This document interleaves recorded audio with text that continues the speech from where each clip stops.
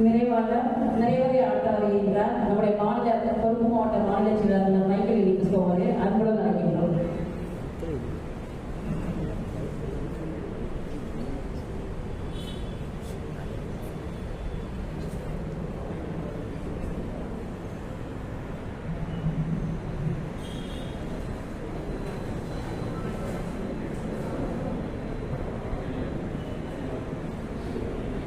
தூத்துக்குடி மாவட்ட பேரவையை தலைமையேற்று நடத்தி வரும் தூத்துக்குடி மாவட்ட ஆசிரியர் சங்க தலைவர் தோழர் மகேந்திரன் அவர்களை அஞ்சலி தீர்மானம் நிறைவேற்றி சென்ற மாவட்ட மகளிர் துணைக்கு அமைப்பாளர் தோழர் மகேந்திரன் அவர்களை, மேலும் வரவேற்புரை அன்று சென்ற தோழர் செல்லத்துறை அவர்களை, நல்லதொரு துவக்குரை அன்று சென்ற தோழர் மகேந்திரன் அவர்களை, மிக நீண்ட நெடிய தெளிவான ஒரு செயலாளர் அறிக்கையை கொடுத்த மாவட்ட செயலாளர் நீங்க சொல்ற மாதிரி பெருசிக்கம் தோழர் உமாதேவி அவர்களே, வாழ்த்துறை வழங்கி சென்ற முன்னாள் மாவட்ட தலைவர் தமிழ்நாடு அரசு அமைப்புத்துறை ஓய்வூதிய சங்கத்தினுடைய தலைவர் அவர்களும் தோழர் துறைவன் அவர்களே, சாப்பிட்ட பிறகு தலை இருக்க கூடாது, தூக்கம் இருக்கக்கூடாது அப்படிங்கிறதுக்காக சிரிக்கவும் சிந்திக்கவும் வைத்திருக்க சென்ற உங்களுடைய என்னுடைய ஆசான் மேலே சம்பந்தம். மேலும்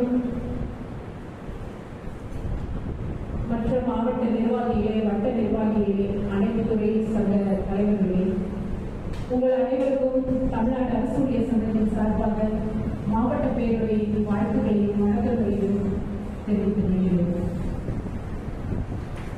உண்ட பயக்கம் தொண்டனுக்கும் உண்டு, ஆனால் இல்லை தூத்துக்குடி மக்களுக்கு இப்பதான் யோசிச்சேன். அத்தனை முழிப்பாக நம்பவே நினைச்சேன், பிரியாணி சாப்பிட்டாலும் கொஞ்சம் தூக்கம் வரும் போல இருக்குது அப்படின்னு நினைச்சேன். நான் எந்த பிரியாணி சாப்பிட்டாலும் அந்த தூக்கம் மாற்றம் நிரூபிச்சு காண்பித்த தூத்துக்குடி அரசு சங்க உறுப்பினர்கள்,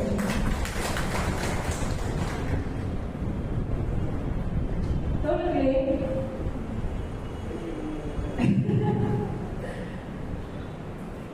தமிழ்நாட்டில் நோயாளிகளே இல்லாத ஒரு தமிழ் மாநிலம் உருவாக்கப்பட வேண்டும் அப்படின்னு நம்ம மாண்புமிகு முதலமைச்சர்களை யாரும் சொல்லியிருக்கிறாங்க. உடனே அவர் என்ன செஞ்சாரு, நோயாளிங்கிற பேரை நீங்க யாரையும் கூப்பிடாதீங்க, அனைவரையும் மருத்துவர் பயனாளிகள் என்று கூப்பிடுவாங்க. அப்ப எல்லாரும் யாரும் சொல்லுவாங்களா தமிழ்நாட்டில் நோயாளிகள் இருக்கிறாங்கன்னு? சொல்லதான் முடியுமா இந்த ஆட்சி? முடியாது. அப்ப சிறை கைதிகளை நம்ம என்ன சொல்லணும்?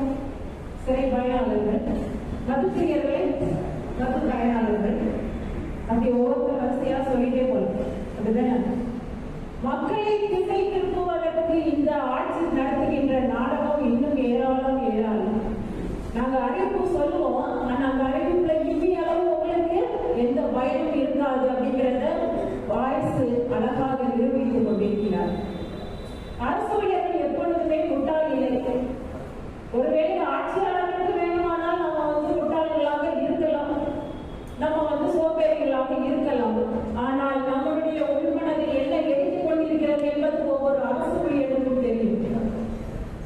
ஒரு தகவல் தொழில்நுட்ப கணக்கீட்டின்படி சொல்றாங்க, இந்த ஏஐ என்கின்ற செயற்கை நுண்ணறிவு பயன்பாட்டிற்கு வந்துவிட்டால் 2030க்குள்ள 30 கோடி நிரந்தர பணியிடங்கள் பாதிக்கப்படும். இப்ப 2025 தான், இன்னும் 5 வருஷம் தான். நீங்க நானே எல்லாருக்கும் என்ன ஆயிடும், ஏஐ நமக்கு பதிலாக வேலை செய்யும். சத்துணவு கொடுப்பதற்கு ஏஐ தட்டி விட்டா போதும். 100 மாணவர்களுக்கு நீங்க இன்னைக்கு சாப்பாடு கொடுத்துருக்க என்ன செஞ்சிடும், அந்த ஏஐ போய் கொடுத்துட்டு வந்துடும். ஹாஸ்பிட்டல் என்ன செஞ்சிருவாங்க, இவ்வளவு பேருக்கு நீங்க மருந்து கொடுக்கணும், இவ்வளவு பேருக்கு நீங்க ஸ்கேன் எடுக்கணும், என்ன செஞ்சிடும், ஏஐ போய் செஞ்சு கொடுக்கணும். அப்போ இந்த அரசு ஊழியர்கள் எதற்கு? அரசு ஊழியர்களே இல்லைன்னா அரசு எதற்கு? அரசுக்கு பதிலாக ஒரு ஏஐ நியமித்து விடலாமே. இப்ப ஏஐ எல்லாத்தையும் பார்த்து வைப்பா, தேர்தலை நீயே நடத்தி வைப்பா, ஓட்டு நீயே வாங்கிக்கப்பா, அங்கிருந்து ஓட்டு. ஏஐங்கிறது ஒரு ஜனாதிபதி மாதிரி தான், அது நியமித்ததுதான் சட்டம். அப்படித்தானே? ராணுவ தளபதி மாதிரி ராணுவ ஆட்சி வந்தா எப்படி இருக்குமோ அதுதான் இந்த ஏஐ ஆட்சி. இப்படி ஒரு அசாதாரணமான சூழ்நிலையை ஒவ்வொரு அரசு ஊழியரும் ஒவ்வொரு நாளாக கடந்து கொண்டே இருக்கிறார்கள். அரசு சும்மா குறை சொல்லிட்டே இருக்க முடியாதுங்க. அரசு ஏகப்பட்ட திட்டங்களை வழிவகுக்குது. உங்களுடன் ஸ்டாலின் அப்படிங்கிற ஒரு மாபெரும் உலகமே வியக்கக்கூடிய ஒரு திட்டம். அந்த உங்களுடன் ஸ்டாலின் யாருக்கு கூட இருக்கிறாரு? ஏன் உங்களுடன் ஸ்டாலின் அரசு ஊழியர்களுடைய ஸ்டாலின் கிடையாதா? ஏன் அரசு ஊழியர்கள் மட்டும் நம்மளுடைய மக்களோட தனியா ஒரு தனிப்பிறகு எடுத்தவர்களா? உங்களுடன் ஸ்டாலின் என்று வாய்க்கையே பேசும் அனைத்து அமைச்சர்களே, உங்களுடன் ஸ்டாலின் அரசு ஊழியர்களுடைய ஏதாவது ஒரு கோரிக்கைக்கு செவி சாய்த்திருக்கிறாரா? அவர் செவி சாய்க்க மாட்டார். அவருடைய அமைச்சர்களும் IAS ஆபீசர்களும் சொல்றதான் அவர் செய்வாங்க. அப்ப இந்த IAS ஆபீசர்கள் சொல்லக்கூடிய அந்த விஷயங்கள் அரசு ஊழியர்களோட இன்னைக்கு உங்களோட ஸ்டாலினை இன்னைக்கு நியமனப்படுத்தல இந்த ஊர்ல நீங்க செய்யணும் அப்படின்னா எந்த அமைச்சர் வந்து செய்யறாரு? இந்த IAS அதிகாரி வந்து செய்கிறார். காலையில் 7 மணிக்கு போனா 7 மணி சாயங்காலம் தான் நம்ம என்ன செய்யறது? வீடு திரும்ப முடிகிறது. இதுல நீங்க சோசியல் மீடியால பாத்தீங்கன்னா நிறைய அரசு ஊழியர்கள் தங்க கையில இருந்து பணத்தை செலவு பண்றாங்க இந்த திட்டத்திற்காக. அப்ப அரசு என்ன செய்யணும் அப்படின்னா அதற்குடைய ஓட்டு வங்கிக்காக நம்மை பயன்படுத்துகிறதே தவிர அரசு ஊழியர் சார்ந்த நலனை ஏதாவது செய்கிறதா? சமீபத்தில் 110 விதிமுறைகளை கொஞ்சம் அறிவிப்புகள் கொடுத்தாங்க. அது ஒரு சில நல்ல அறிவிப்புகள் இருந்தது. சரண்டர் கொடுத்திருக்கிறாங்க, பட்டியலை முன்பணத்தை உயர்த்திருக்கிறாங்க, பெண்களுக்கு கர்ப்ப காலத்தை விடுமுறை கணக்கில் எடுத்துக்கலாம்னு சொல்லியிருக்காங்க. ஆனால் ஏதாவது ஒரு துறை சார்ந்த ஒரு நலன் சார்ந்த ஒரு திட்டம் அதில் வெளியிடப்பட்டிருக்கிறதா? கிடையாது. ஹாஸ்பிட்டல் சைடு பார்த்தீங்கன்னா மருத்துவத்துறையில் இருக்கிறதுனால அந்த எக்ஸாம்பிள் சொல்றேன். ஹாஸ்பிட்டல் சைடு பார்த்தீங்கன்னா ஏகப்பட்ட கட்டடங்களை கட்டுவார்கள், ஏகப்பட்ட நிதியை வாங்குவார்கள். ஆனால் அங்க வேலை செய்யறதுக்கு ஆள் இருக்குமான்னு பார்த்தீங்கன்னா கல்குளவு கதை தான். கல்குளவு கதை உங்களுக்கு எல்லாருக்கும் தெரியும் நினைக்கிறேன். ஒருத்தர் சொல்லுவாரு, நம்ம வெறும் கல்ல வச்சு குழம்பு வச்சுருப்போம், அங்க சரி நிரூபிச்சு காமிங்க அப்படின்னா கல்ல தண்ணியில சூடு போட்டுவாங்க. அப்படியே எடுத்து அப்படியே ருசி பார்ப்பாரு. கொஞ்சம் உப்பு குறையிற மாதிரி இருக்கு, உப்பு எடுத்துக்கலாம் அப்படின்னாரு. கொஞ்சம் உப்பு எடுத்து கொடுப்பாங்க. அதுக்கப்புறம் திரும்ப சொல்லுவாங்க கொஞ்சம் புளி குறையுது, அதுக்கப்புறம் கொஞ்சம் காரம் குறையுது, இதுல 2 வெஜிடபிள் போட்டா நல்லா இருக்குமே அப்படின்னு சொல்லி கடைசி என்ன செஞ்சுருவாரு? பிச்சை எடுத்து அந்த கல்குழம்பு வச்சுருவாரு. இதுதான் இன்றைய அரசின் நிலை. திட்டங்கள் மட்டுமே வகுக்கப்படுகிறது, ஆனால் அதை செய்வதற்கான ஊழியர்கள் இல்லை. ஆனால் அதை மேய்ப்பதற்கான மேய்ப்பர்கள் அதிகமாகி கொண்டிருக்கிறார்கள். இப்ப பாத்தீங்கன்னா சத்துண ஊழியர்களுடைய வேலை என்னன்னு பார்த்தோம் அப்படின்னா நிறைய சத்துண ஊழியர்கள் இருக்கிறதுனால இதை சொல்ல நான் விரும்புகிறேன். எவ்வளவு பணியிடங்கள் காலியாக இருக்குது. இவர்கள் அவர்களுடைய உரிமைக்காக போராடுகிறார்கள். காலி பணியிடத்தையும் நான் நிரப்ப மாட்டேன், நிரந்தர தன்மைக்கும் நான் பதவி கொடுக்க மாட்டேன், சம்பளத்தையும் நான் ஏற்றி கொடுக்க மாட்டேன். ஆனால் என்னுடைய திட்டம் என்ன செஞ்சிடணும்? வளர்ச்சி அடைந்த மாநிலமாக நான் என்ன செய்ய வேண்டும்? ஒன்றிய அரசு நான் காமிச்சிடணும் தமிழ்நாடு இந்த இடத்துல வளர்ச்சி அடைந்திருக்குது அப்படின்னு. எத்தனையோ மாநிலங்களில் இந்த திட்டம் வந்து தோல்வி அடைஞ்சிருக்கு, சத்துணவு உணவு திட்டம். ஆனால் தமிழ்நாட்டில் அது வெற்றி பெற்றிருக்கிறது. அதற்கு காரணம் ஒவ்வொரு சத்துணவு ஊழியர்களுடைய தன்னல் பெற்ற ஒரு உழைப்பு தான். சாலை பணியாளர்கள் தொடர்ந்து போராட்டம் நடத்துறாங்க. போக்குவரத்து தொழிலாளர்கள் இன்னைக்கு 54வது நாளோ 55வது நாளாக போராட்டம் நடத்துறாங்க. MRP செவியர்கள் உண்டியலிருந்து போராட்டம் நடத்துறோம், நோட்டீஸ் கொடுத்து போராட்டம் நடத்துறோம். ஆனால் அரசு எதையும் கண்டுகொள்வதே கிடையாது. ஏன் கண்டுகொள்வதில்லை? ஒரு போராட்டம் வச்சோம்னா ஒரு மாவட்டத்துல 10,000 அரசு ஊழியர்கள் இருந்தா அந்த போராட்டத்தில் எத்தனை பேர் கலந்துக்கிறோம்? மனசாட்சி தொட்டு சொல்லுங்க, 100 பேர் தான் கலந்துக்கிறோம். அப்ப இந்த அரசு பார்த்து கொண்டு என்ன செய்யறது? இந்த 100 பேர் தான் போராடுவான், வேணா அறிக்கை கொடுப்பான், சோசியல் மீடியால போடுவான். இந்த அரசு ஊழியரால் ஒன்றும் செய்ய முடியாது என்பதை தான் இந்த அரசு அவங்க மனசுல நினைக்கிறது. இதே மாண்புமிகு முதலமைச்சர் எதிர்கட்சியா இருக்கும்போது என்ன சொல்றாரு? நான் பதவிக்கு வந்த உடனே என்ன செய்வேன்? பழைய பென்ஷன் திட்டத்தை உங்கள்கிட்ட கொடுப்பேன். அவர் ஏன் 4 வருஷம் வரைக்கும் கொடுக்கல? அவர் மேல உள்ள தப்பா இல்ல கஜானா மேல உள்ள தப்பா? தப்பு நம்ம மேல இருக்கு. போராட்டம்னா தெருவில் இறங்கி வேலை போராட்டம் செய்யணும். நான் உள்ள இருப்பேன், எனக்காக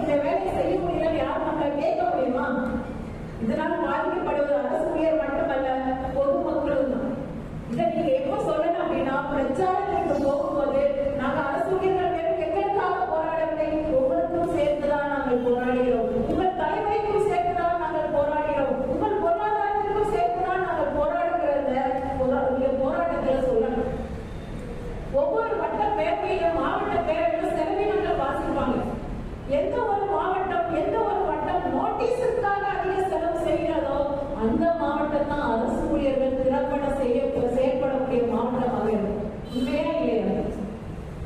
நீங்க எத்தனை நோட்டீஸ் அடிச்சு எத்தனை பேர் பாக்குறீங்களோ, எத்தனை பேருக்கு தலைவலி ஆக்குறீர்களோ, எத்தனை உறுப்பினர்களுடைய பிரச்சனைகளை தீர்த்து வைக்கிறீர்களோ, அப்பொழுதுதான் அந்த இடத்துல என்ன ஆகும்? அரசு ஊழியர்களுடைய சங்கம் வளர்ச்சி பெறும் என்பது ஐயமே கிடையாது. ஏன் சத்துண ஊழியர்கள் இழப்பு இருக்கிறாங்க? மீன்வளத்துறை வந்திருக்கிறாங்க, வருவாய்த்துறை வந்திருக்கிறாங்க, நிறைய பேர் வந்திருக்காங்க. ஏன் சத்துண ஊழியர்கள் இழப்பு இருக்கிறாங்க? அவர்களுக்கு தாகம் அதிகமாக இருக்கிறது. உண்மைதானே? இப்ப மற்றவங்களுக்கு தாகம் இல்லை என்று அர்த்தம் இல்லை. நீங்க ஒருவர் வருவது 10 பேரிடம் நீங்கள் பரப்புரை செய்துதான் ஆக வேண்டும். ஏன்னா கடைசி காலகட்டத்தில் இருக்கிறோம். சொல்றவங்க கடைசி காலகட்டங்கிறது அரசு ஊழியர்களுக்கு இது ஒரு கடைசி காலகட்டம். இந்த காலத்தில் நீங்கள் போராடி இந்த பழைய பென்ஷன் பெறவில்லை என்றால் நாம் எப்பொழுதுமே இந்த பழைய பென்ஷனை வாங்க முடியாது. அரசு ஊழியர் சங்க ஜாக்டோஜிய கூட்டமைப்பு ஒரு 3 நாட்களை நமக்கு கொடுத்திருக்கு. இந்த தேதிகளில் இந்த போராட்டம் என்பது இது வெறும் போராட்டம் கிடையாது. நம்ம கடைசி அடிக்கக்கூடிய அடி.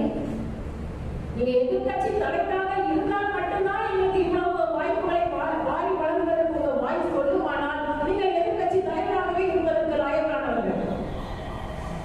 அப்படின்னு நம்ம விட்டுற முடியாது. நீங்க எதிர்கட்சி தலைவராக இருக்கும்போது வாய்ப்பிலேயே சொன்ன வார்த்தைகளை நிறைவேற்றி விட்டு நீங்க ஆட்சி விட்டு போயிருக்கு. எங்களுடைய பணியாளர்களுக்கு ஏதாவது ஒரு நன்மையை செஞ்சுட்டு நீங்க போங்க. உங்க அப்பா செஞ்சத மனசுல வச்சுதான் நாங்க உங்களுக்கு ஓட்டு போட்டோம். அப்ப அவருடைய பேரை அடிக்கடி சொல்லிக் கொள்ளும் நீங்கள் அவர் செய்த அரசு ஊழியர்களுக்கு செய்த சில நல்ல திட்டங்களையாவது நீங்க செஞ்சுட்டு போகணுமா வேண்டாமா? தோழர் எம்பி தோழர் அவர்கள் நிறைய சொன்னாங்க.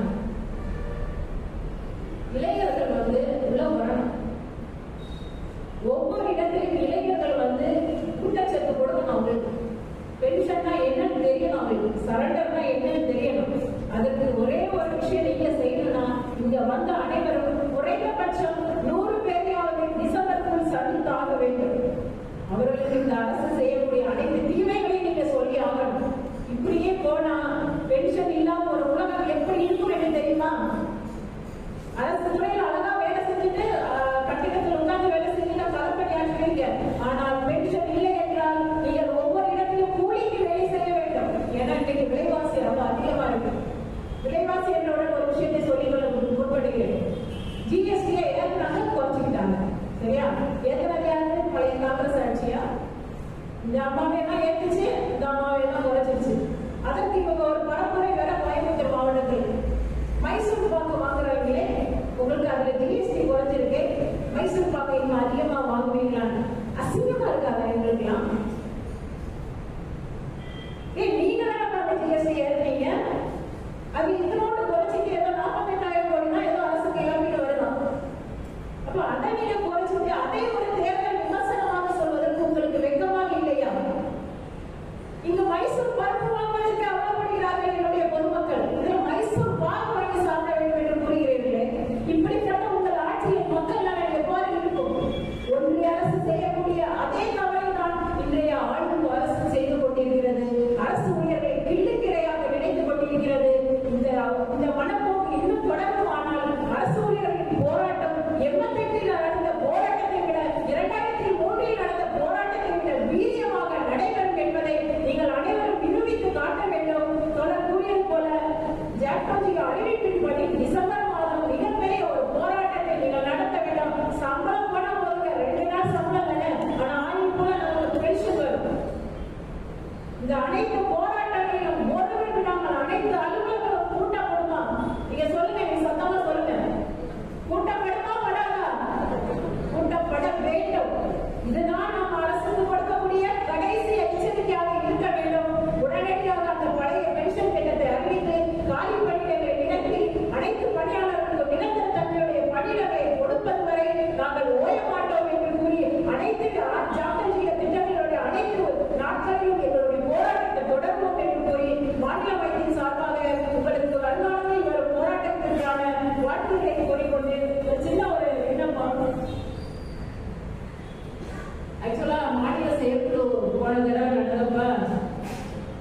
சொன்னதுல கொஞ்சம் ஒரு மாதிரி கேட்டுட்டாங்க. என்கிட்ட இவ்வளவு பெரிய மாநில மாநாட்டை நடத்துறவங்க ஒரு கட்டண நிதி தர மாட்டீங்களா, உறுப்பினர் சந்தா கொடுக்க மாட்டீங்களா, பத்திரிகை சந்தா கொடுக்க மாட்டீங்களான்னு கேட்டுட்டாங்க.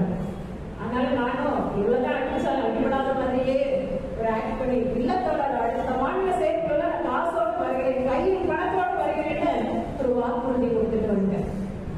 நாளைக்குதான் அந்த செயற்குழு தோழர்கள் ஏதாவது கலெக்ட் பண்ணி வச்சிருக்கா, கலெக்ட் பண்றதா தயவுசெய்து அதை கொடுத்துருக்கேன். நாளைக்கு நான் சென்னைக்கு போனோம், உங்களை நம்பி வாக்கு கொடுத்திருக்கிறேன். தோழர் ஒருத்தர் கொண்டு வந்திருக்கிறேன். நாங்க எல்லாரும் கொடுத்தீங்கன்னா ஒரு அளவு பணத்தை கொண்டு போகலாம். இனியும் நாட்கள் இருக்கிறது. உறுப்பினர்களை சந்திங்க, பிரச்சாரத்தை நடத்துங்க, உறுப்பினர் சந்தாவை வாங்குங்க, பத்திரிகை சந்தா குறிப்பா வாங்குங்க. சும்மா போற இடத்துல 2 பத்திரிகையை கொண்டு போங்க, படிக்க கொடுங்க. கண்டிப்பாக அவர்கள் படிப்பார்கள். ஏன்னா மிகப்பெரிய ஒரு போராட்டத்தை நடத்த போகிற அரசு இயந்திரத்தில் அசைத்து பார்க்கக்கூடிய அரசு ஊழியர்கள் பத்திரிகை வைக்க முடியல, சொல்ல முடியாது. ஆகவே இதையும் உங்களுடைய ஒரு பெரிய தலையாய கடமையாக எடுத்து